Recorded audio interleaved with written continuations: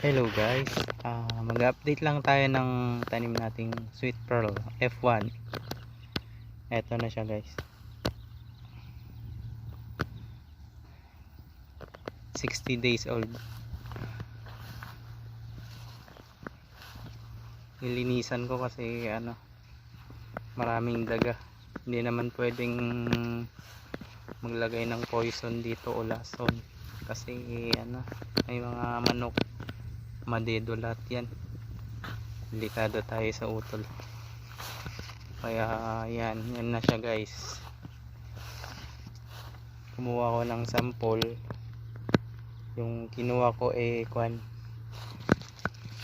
pinili ko kasi may laman na yun. Yung iba wala pa. Yung iba may mga uod. Yan na siya guys. Wala pa masyado. Ayun guys, 60 days old yan guys. Salamat.